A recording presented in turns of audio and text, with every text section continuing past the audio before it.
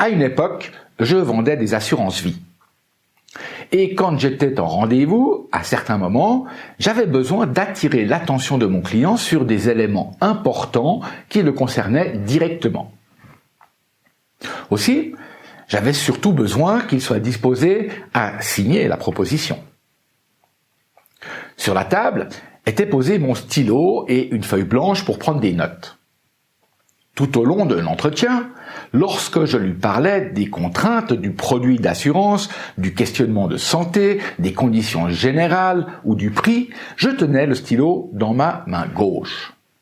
Et lorsque je lui parlais des avantages, de sécurité, de capital à l'échéance ou d'économie d'impôt, je tenais mon stylo de la main droite.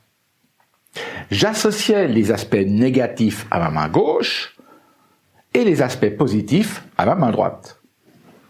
De la même manière, lorsque lui me parlait de ses soucis ou de ses problèmes actuels, je tenais mon stylo à gauche. Et lorsqu'il souriait ou qu'il mettait l'accent sur une expérience positive, mon stylo se trouvait dans ma main droite. Ça, c'est ce qu'on appelle un ancrage visuel spatial.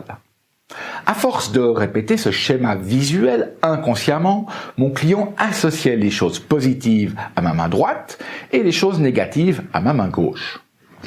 Au bout d'un certain temps, et pour tester mon encre, il me suffisait de calibrer l'expression de son visage, sa posture ou la position de sa tête selon la main dans laquelle je tenais mon stylo.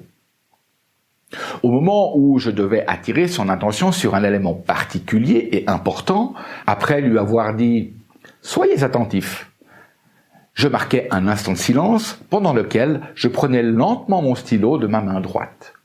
Puis, tout en écrivant, je disais à voix haute, lentement et distinctement ce qu'il fallait retenir. Je faisais un saupoudrage auditif pour que son inconscient les enregistre. Ainsi, au moment de faire la synthèse de l'entretien, avant la signature du contrat, ça m'était assez facile d'induire un état réceptif positif chez mon client. Je tirais un trait au milieu de la feuille et en prenant mon stylo de la main gauche, je lui disais « Bon, maintenant que vous avez toutes les informations nécessaires à prendre une décision, je vous propose de lister sur la gauche toutes les contraintes nécessaires pour une bonne couverture financière.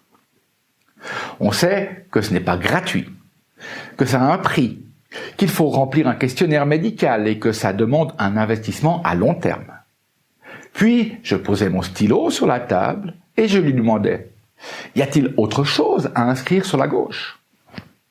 Ensuite, je lui disais « Soyez attentif ». Et en marquant un instant de silence, tout en prenant mon stylo de la main droite, je lui disais lentement et distinctement « Maintenant, selon vous, quels sont les avantages, les bénéfices ou encore les aspects positifs qu'il faudrait noter sur la droite ?» Alors, il me suffisait d'en citer 3 ou 4 et de dire « Et quoi d'autre ?» Et c'est lui qui en mentionnait beaucoup d'autres, et bien plus que les aspects négatifs.